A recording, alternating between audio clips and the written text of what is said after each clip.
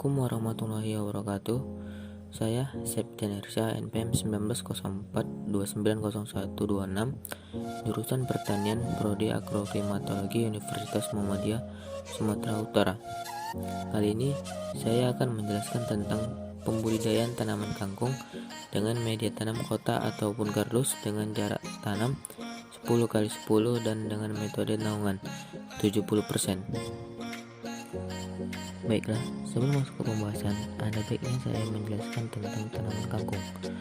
Tanaman kangkung terbagi menjadi dua jenis, yaitu kangkung air yang bernama Latin Ipomoea aquatica Fox dan kangkung tanah dengan nama Latin Ipomoea reptans Foyer. Tanaman kangkung adalah tanaman yang termasuk dalam jenis tanaman sayur-sayuran yang ditanam untuk dijadikan santapan makanan. Tanaman kangkung ini banyak terdapat di kawasan Asia dan merupakan tanaman yang dapat dijumpai hampir di mana-mana dan termasuk di daerah perairan. Pada kali ini saya akan menjelaskan tentang tanaman kangkung berjenis tanaman kangkung tanah yang sering ditanam oleh petani maupun masyarakat. Sebelum proses penanaman, langkah awal yang harus kita persiapkan adalah penyiapan media tanam yang akan dilaksanakan, meliputi seperti kotak, tanah, alas untuk tanah, biji kangkung, dan alas untuk naungan. Setelah persiapan sudah selesai, langkah awal yang harus dilakukan adalah masukkan tanah ke dalam kotak. Sebelum masukkan tanah ke dalam kotak, yang pertama dilakukan adalah mencampurkan tanah dan kompos, yang mana bertujuan untuk memberikan pupuk alami pada tanah. Setelah proses pencampuran selesai, barulah kita memasukkan tanah ke dalam kotak. Kemudian, setelah kotak sudah terisi dengan tanah, tahap selanjutnya yang dilakukan adalah penanaman bibit kangkung ke dalam tanah dengan jarak tanam 10x10 per lubang tanam. Setelah proses penanaman bibit selesai, proses yang dilakukan di tahap selanjutnya adalah pemberian naungan 70% pada satu kotak untuk memberikan penentuan hasil dari tanaman yang diberikan naungan dan tidak diberikan naungan. Baiklah, tahap selanjutnya adalah pengamatan tanaman kangkung. Pada kali ini, pengamatan yang dilakukan adalah sebanyak 2 kali pengamatan.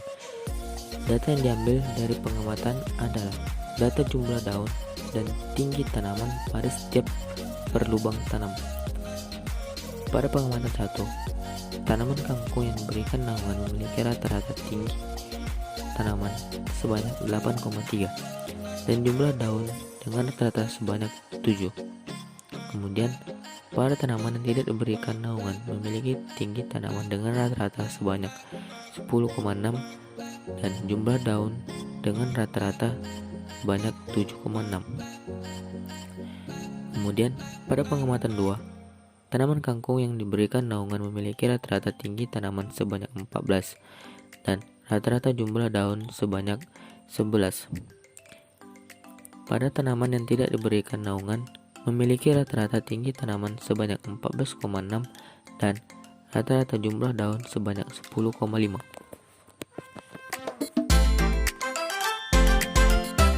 Dari data tanaman yang sudah didapatkan, maka hasil dari data tanaman tersebut adalah keunggulan tanaman yang tidak diberikan naungan, karena tanaman yang tidak diberikan naungan memiliki rata-rata lebih tinggi dari para tanaman yang diberikan naungan.